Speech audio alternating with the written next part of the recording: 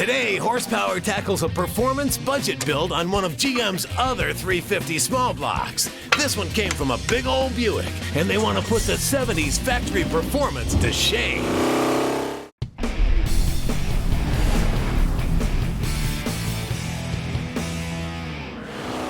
Sure, the Chevy 350 introduced in 1967 got all the glory, but 1 year later, Pontiacs, Oldsmobiles, and Buicks all had their own 350 engines. From 1968 to 80, Buick put them in everything from Grand Sports to Centuries.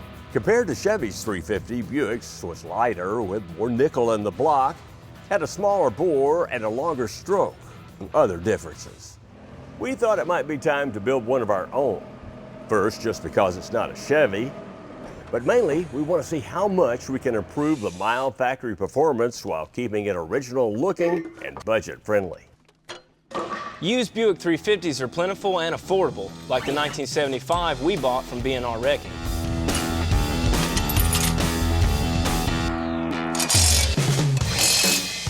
Now, off with the factory flex plate and onto an engine stand for the teardown.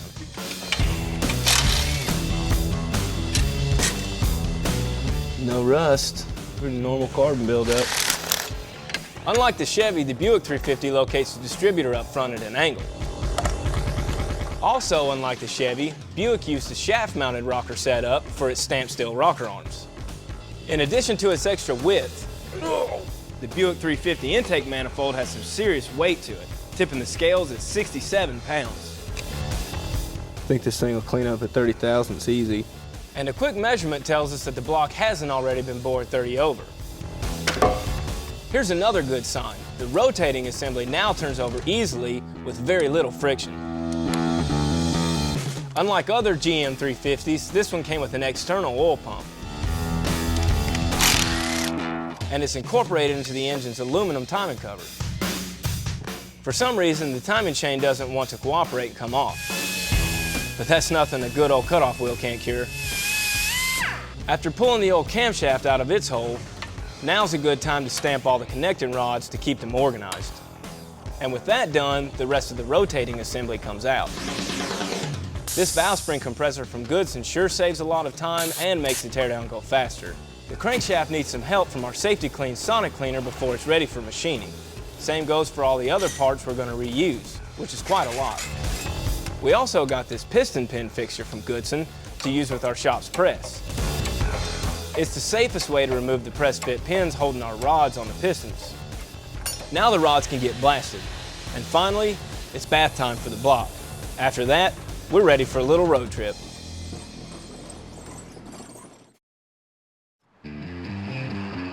The small town of Philpott, Kentucky is home to a small niche company called Automotive Machine and Performance.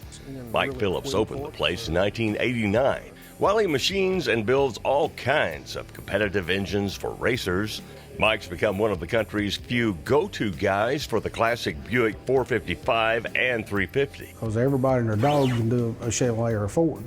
And it's nice to have something a little bit different. Mike's all about improving factory performance. And for our 350 heads, that means a complete valve job. After he's satisfied that the head's level, Mike checks the exhaust guide clearance, which is about 3.5. Too much for hot street duty. So he drills out the factory guides and uses an air hammer to install new ones.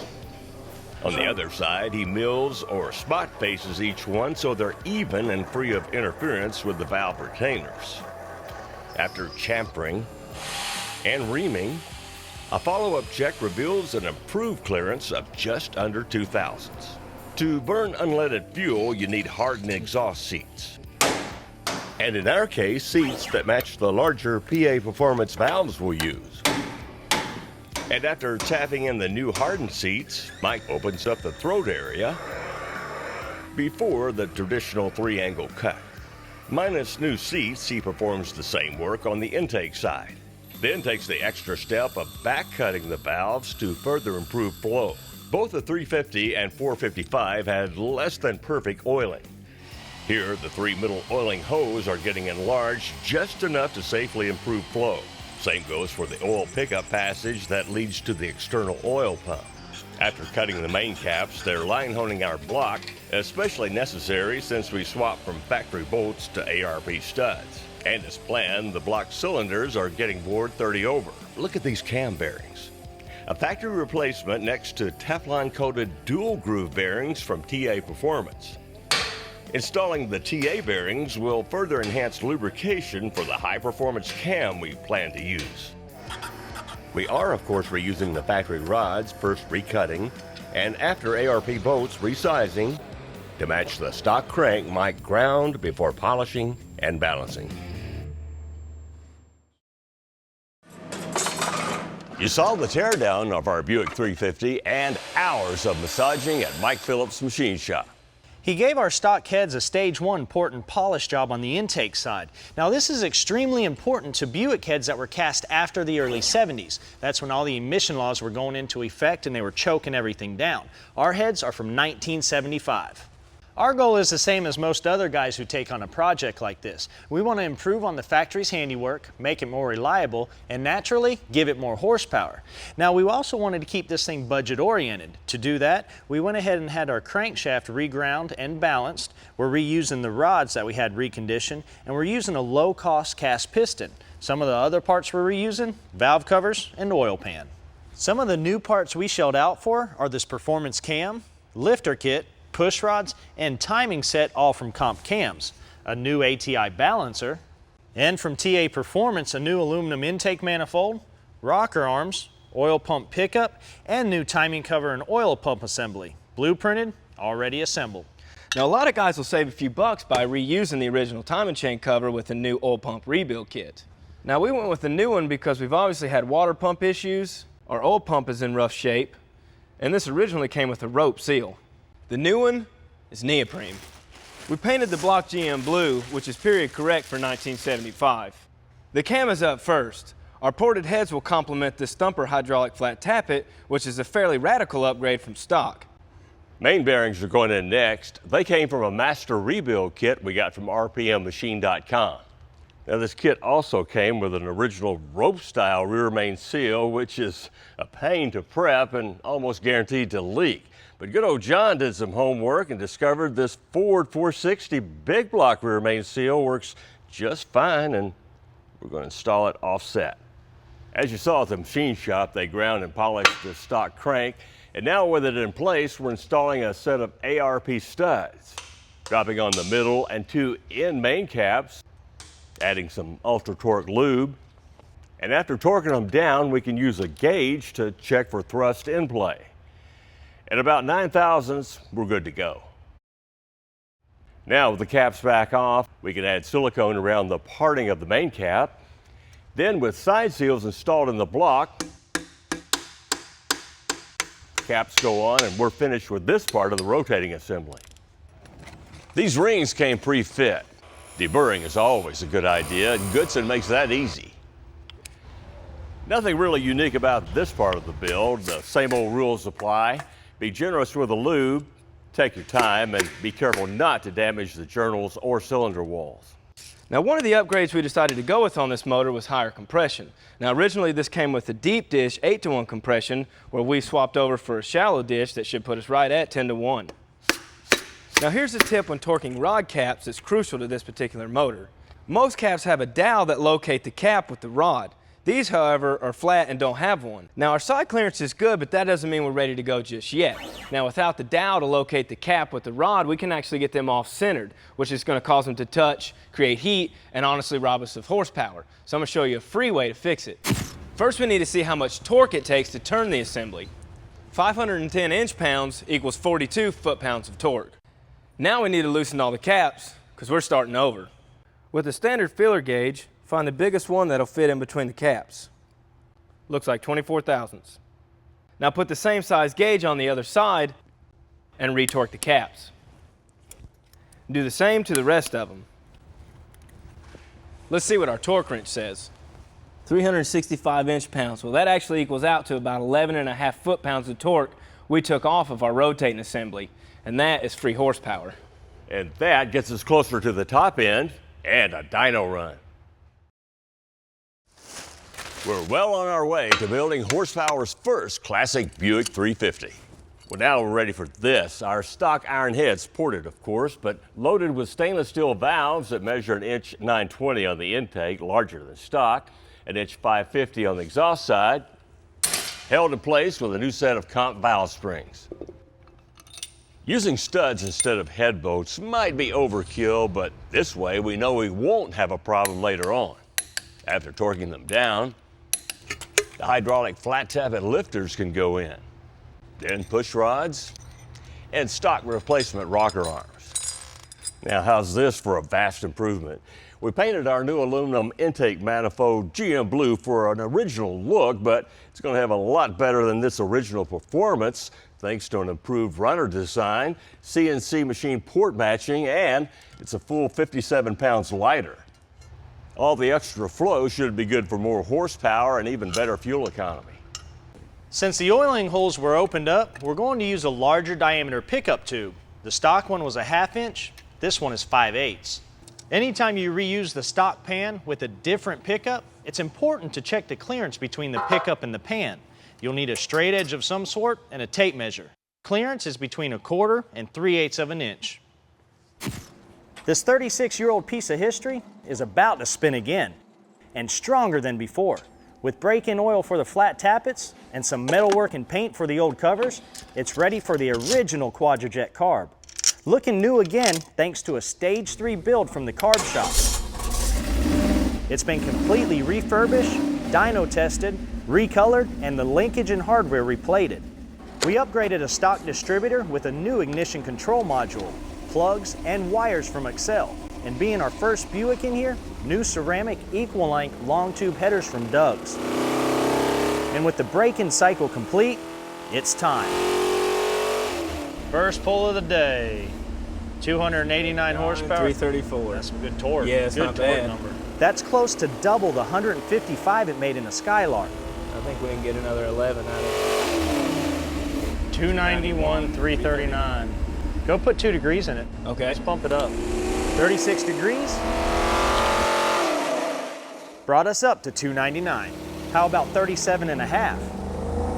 At 3,000, I think it really starts working.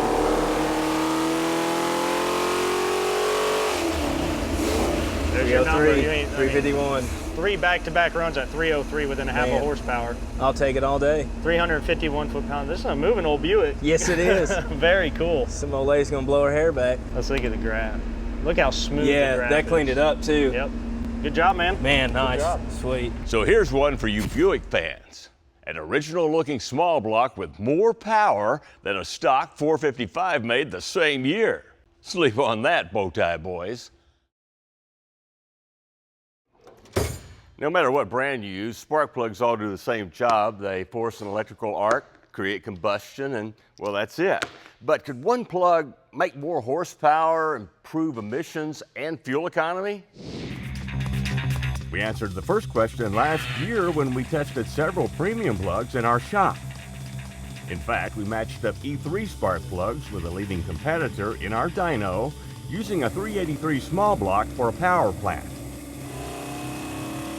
After 3 runs with each set, we got more horsepower with E3s, 5.5, but at the same time saw less brake-specific fuel consumption. This time, E3s betting the farm that their Diamond Fire plugs produce less harmful emissions than the other brands. So we brought in these guys from Sensors Inc. for some high-tech help. We stick this on the side of the vehicles that we're testing so we can get relative humidity and temperature. Your NOx numbers will change according to how much RH is being pulled into the intake. This is an exhaust flow meter, and what this enables us to do is actually measure the amount of exhaust flow. The test engine we're using this time is our fuel-injected LS mule motor. Emissions and fuel economy go hand in hand, so if E3s produce cleaner exhaust than the competitor, that could be a major milestone. We have a lot of confidence in what our product can do and the combustion efficiencies that it produces. And with the new SimTech system that is now available, we feel like it's one more effort to go improve the technology and to show the results and that better combustion. this could have far-reaching benefits when other emissions-minded manufacturers want to back up their product's claims. The OEM have been using it, the EPA has been using it for their own tests on the road, and I think it behooves the manufacturers of specialty parts to be looking into this technology as ways of evaluating their products for emissions and fuel economy, because as you say, they do go hand in hand. We'll get data from the competitors' plugs first. Since this test is all about real-world driving conditions, we'll run the engine at 2,000 RPM for 2 minutes, then 2,500 for another 2 minutes, and finally 3,000 for 2 minutes. Not as exciting as power pools, but again, our mission is all about emissions. Now we install the E3s to duplicate the first run. Water temperature, oil pressure, everything's got to be exactly the same. We're looking at the CO2 from the first set of plugs, and you can see that we're a little over 7% on the CO2, which is basically an equation of fuel economy. And when we look over at the E3 plugs, we're at 6.8 pretty consistently across all the runs, about 2 or 3%. The CO is what we're going to look at next. Very similar readings. There's not much change from the one CO to the next. Now we're going to go to one of the main pollutants, NOx. And we can actually see a pretty significant change. That is. 750 on the standard plugs, where the E3s are running 650 ppm. I'd say overall the E3s came out pretty well. Oh yeah, yeah, very good. More horsepower, fuel economy. That's a winner. That's a winner. Even in the pursuit of horsepower, guys are looking for any way to save money these days, even in shop staples like thread locker. That's why the guys at Gorilla Tools are excited about their new thread locker called Monkey Spit. Each order comes with 3 different bottles. 100 is for easy disassembly, 200 is for regular bonding and locking, and 300 is for permanent stay-put locking. Each bottle contains 1 ounce and 7/10 of thread locker, and the best part, you get all 3 for $10. That'll be a monkey's uncle. And we'll see you next time.